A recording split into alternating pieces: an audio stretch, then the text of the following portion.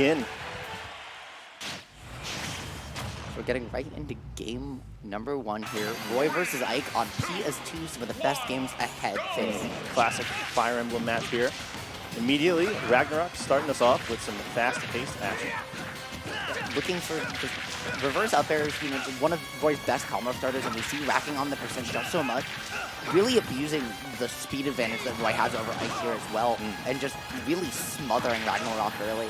Oh yeah, yeah. Ragnellrok having trouble getting his footing now. Like, just barely able to roll into stage, but yeah, Dar pushing the issue. Okay, missing that side B though, giving Ragnellrok another chance. That would have killed for sure. But even with missing these opportunities, it feels like Ragnellrok really wasn't prioritizing there for a very long time. That stage control, and there's the Jer, not quite going to do it. 147, but not a ton of rage. However, really any hit from Roy is going to do it. Not that one as well. PS2, large stage, a little bit of a larger horizontal blast zone, but it really feels like Ragnellrok is just trying so hard to fight on Roy's terms and just doesn't have the frame data to do it. Yeah, the speed, the speed of this one's going to be tough. They've both got great kill potential, but when Dar can really control the pace and the tempo of the match, it's going to be hard for Ragnellrok to keep up, and that's kind of what we saw the first stock. But now Ragnellrok finally pushing forward with some sort of advantage, but Dar doing a great job of getting himself out of the corner. And, oh yeah. And taking Ragnellrok coast to coast, now Ragnellrok in his own corner situation, and just Dar looking for the jab mix-up into something, finds a dash back F smash, a little bit of the tri-state shuffle coming in there, and the side B from Ragnellrok finding his own way back. But again, it just feels like the speed and aggression that Dar is bringing to the table is really just hard for Ike to deal with. Because Ike also has a harder time edge guarding Roy too, so there's not even that weakness. The F smash coming in, taking the stock, so this just has been the Dar show all the way through so far game 1. Yeah, lots of desperation options from Ragnellrok. A lot of up Bs in the corner, just kind of panic options, but is able to piece together a kill there. And nice, he did the single crouch after taking the stock. You can tell that he's still very confident. His mental has not shattered, but has to find his way out of this corner situation. What can Dar make happen? Overextends just a little bit, losing stage control here. And this is an opening that Ragnellrok can maybe make Dar pay for if he can find an advantage state, but already Dar just clawing his way back to center stage. Yeah, it looks like Ragnellrok's really struggling in these open neutral exchanges due to just the pace of their aerials. You know, Ike's aerial is going to take a little longer to come out than Roy's, and yeah, he's just losing these air-to-air exchanges, just getting stuck out. Yeah, no, it feels like these characters do, on a lot of levels, want to do similar things. But Ike, you know, and it's not just because, hey, they're swordies from Fire Emblems. They both kind of want to scrap with you, look for conversions, approach you in neutral in similar types of ways, even though they're playing at very different speeds. But because Roy has such superior frame data, he kind of just does it better. Yeah. And we're seeing that right in full effect here, but Ragnellrok definitely making it interesting, and if he finds a stock, Ike is very capable of just cheesing you out very quickly, making something happen, but not the jab one fair, not going to quite take it yet. However, just about anything else is going to do it, and Ragnellrok, again, has to find his way out from under the platform. What a read. Love the bait with the dash dance from Dar in center stage. Yeah, Ragnellrok getting a little antsy in those corner situations, rolling in, up being out of pressure. Just, yeah, if he can clean up one thing for game 2, I'd say, like, just make better decisions out of the corner, because Dar's super capitalizing on all those habits. And I think what we're seeing, too, is it's really interesting watching the option select of Ragnellrok in disadvantage, because he's picking a lot of very early like, I know he was still kept up with tournaments, but his proficiency to roll and to, like, the way he picks options, and he doesn't jump out of shield as much as some other characters, which has become a little bit of a later meta renaissance. And so you can definitely see some of the remnants of when he was competing more prolifically still in his play. Absolutely. And Dar, who's kind of followed the meta progression on punishing those, is really making him pay for them. But getting into game 2 here on Town and City, what do you think of the stage pick? Tough to say. I mean, the blast zones being so close on the sides, you know, like, you're going to see a lot of side B kills from Dar, like, way earlier than you might like. So, tough to say if this counter pick's going to work out, but there's lots of advantages, too. I mean, you know, Ragnellrok's going to be able to get some early kills as well, but, man, I don't know. I'd be scared to bring Roy to town just because of how scary that side B can be at ledge. Yeah, no, I would absolutely agree with you, and, you know, he's probably looking, right, he's got the up B, he's got ledge traps, he's got even just fair, like, Ike hits really hard, but yeah. Roy, as you said, Roy, you know, side B kill, Dancing Blade kills at 60 on on most stages. On town, it's just you get hit by it, see ya. So. You know, I mean, interesting stage pick. But this stage does have its perks too, though. Like with the variety of platform layouts, there's going to be a variety of ways to get out of the corner. And so, like, you know, while the pressure from Dancing Blade is great, you know, the ways around it are also great too. And nice vertical kill there, though. Yeah, finding the up tilt, just kind of catching Dar's jump in there. It really feels like Ragnellrok is starting to make some adjustments early, and this is still a large stage, so it's not even closer quarters helping him out versus on PS2. He's really taking advantage of Dar not having those platforms to move around and catch his landings with, and all of a sudden it just feels like a complete reversal of game one where Ragnellrok is really controlling the pace of the game so far. Yeah, the wide open space is working well for Ragnellrok. Makes the approaches from Dar a lot, you know, a lot more telegraphed, and you know, the space is certainly what's helping him out here. Yeah, and beautiful little just nair combo into finding an extension, into a fair, into an edge situation from Ragnellrok. Again, looking for a juggle situation, but overextends just a little there. However, manages to recover, finds his way to the corner, and now just trying to make anything happen. But it feels like every time he gets started to the corner, he's already out. He puts so much into getting him there that he can't actually capitalize on the corner situations he's making. And the roll lead Huge read from that. Crazy. Yeah, that was, again, like, the bad habit of that up E, like, out of a pressure situation kind of led to that whole exchange. And, yeah, Dar was able to even it up as a result. Yeah, no, absolutely. And here's the early juggle coming in. Just Roy being able to cover all of your buttons and so efficiently. And Ragnellrok, though, very much not playing scared. You see the confidence. He's not wanting to just reset and run away. He's really looking to scrap with Dar and just saying, hey, I can still play with you. You know, this is a last hit game. And the Nair coming in, beautiful reversal from Dar. He's just trying, both these players finding ways to make things happen.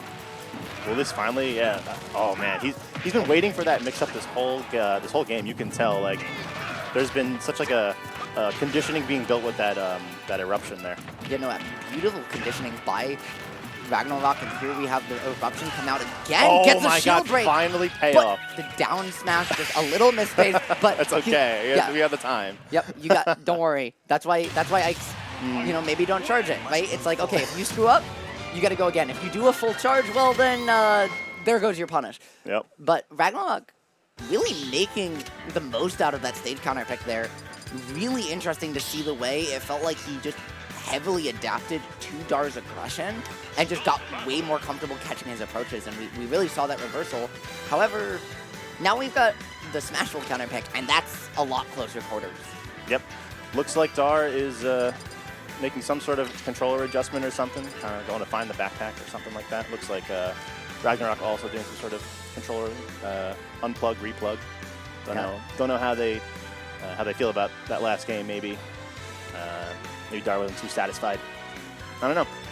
Ragnellrok kind of he kept throwing things. You know, if you throw several darts at the dartboard, one of them's gonna hit. So, you know, that eruption at ledge, like, how many times? 4 or 5, and eventually you will get a payoff. You know, Absolutely. Kind of and broken he also, clock being right. You know, he punished Dar too.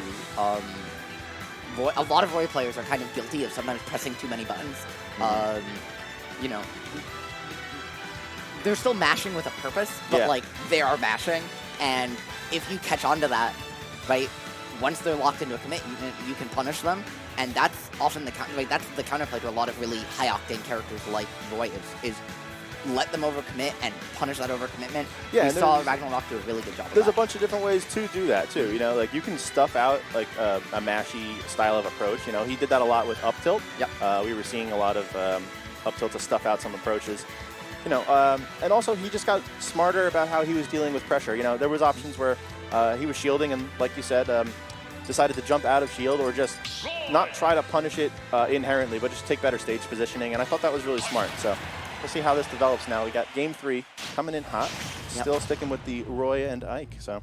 Yep, it's going to be a blast here on Smashville. This one, Dar's counter pick, looking for a little bit close quarters to scrap. And it's been really interesting to see how confidently both players have been playing in scrap situations so far this set. But speaking thereof, I think that Dar going for the smaller stage because he found so much of his success in game 1, keeping Ragnellrok at the edge and on a smaller stage. Yeah, you have the center platform, but you also just, it's so much easier to just force him to play that situation he was weaker at over and over. Oh, yeah. Nice. That was really good edge play over there. Dar with the counter, that's going to be a factor. It's going to be tough for Ragnellrok to consistently recover with up B if he's not spacing perfectly. So, Yeah. Luckily in this case, still kept his jump, so Ragnellrok was able to get back. And also, too, by speaking of recoveries, the smaller stage, the bigger offstage position, when you force Ike to do a side B, you can just jump out and counter it and condition it, and then that's, it's going to be very, very hard for Ike to get back after that Roy with his up B. Linear, but still a lot better than Ike's in this scenario. And right now, both these players are scrapping early. Ragnellrok nice he had a whole bunch go against his way, but he's finding a way to make something happen and just holding onto the stock. And this is why percent leads don't matter a ton in Ultimate, right? If you get to 140 and don't lose your stock, well, you might as well be at 0. Well, Ragnellrok just there, one neutral 10 times in a row, playing really clean. Oh, okay. And a footstool into the sneaky way out of the attempt. corner. I love that. Yeah. Just a little bit short on the spacing, but you could tell once he got the footstool, he drifted back looking for it. And that DI, maybe not the most optimal. I don't think he thought he was going to get hit. Yeah, I mean, it was I the agree. last possible opportunity really to hit that one. So. But here's the landing back there into the Dancing Blade, just racking up some damage. However, Ragnellrok finding more opportunities to make it happen. And honestly, this center platform has kind of really bitten Dar a little bit. Ragnellrok really been the one capitalizing on it to pun it. Dar's over I mean, one thing we haven't brought up is that they both have swords. Ike has a way bigger sword, and that can cover that platform. There's only one platform to go to, and the sword can cover the whole dang thing. So that's going to be something that Ragnellrok uses to his advantage. Speaking of questionable DI, that one also not the most optimal. Well, maybe thinking that all the way across stage in the corner, you're just trying to find a way to make anything happen. But yeah, and it does fall into the Fire Emblem characters having swords, as you were saying. Yeah. The people's favorite or least favorite part of Smash, depending on who you ask. So, and there you just see, like Fire Emblem, both these players in sync with that same frame shield, and really both players, despite how aggressive they're being, still playing very careful, patient, neutral, and you see it by the amount of times that these players are just shielding at each other in each other's face and then just backing up resetting. Yeah, it's just good old-fashioned Smash Bros. They know that shield beats sword, and there's grab in there in the mix, and both characters get a lot off their grabs too. Wow, is that really gonna kill at 80? Awkward angle to be ejected from the stage like that, but good stuff from Ragnellrok picking up a down air kill at the ledge. All of Ike's sour spot down air sends in a different direction every time it gets hit. Yeah. And it's really hard to prepare to get attacked. And then with how linear Roy's recovery is, yeah, it's just kind of curtains. And that maybe gave Ragnellrok the opening he needed, although Dar's planning to not let him have anything. Finding the F smash, but just barely not enough on Smashville. If that wasn't from pure center stage, that would have been curtains. Yep, but Ragnellrok knew exactly where he was standing, made it happen, but he has to find his way out of this disadvantage state, make anything happen, and Dar's just on full pedal to the metal Sharking mode. under this platform right now. Dar knows what he wants to get, and it's a scary position to be in for Ragnellrok. Looks like he's gonna risk it all now. Huge risk and not getting punished. Dar missing an opportunity, kind of playing it patient, but still has a lead, so yeah, no reason to get antsy. Great stuff from Dar, able to pick that one up. 2-1. Good anti-air with that up tilt. Yeah, really, really good stuff from both players. You saw at the end there, them both get a little bit nervous. Ragnellrok went out for the forward air. You saw him look to go for it, say, actually, no, I'm not going to bet it all on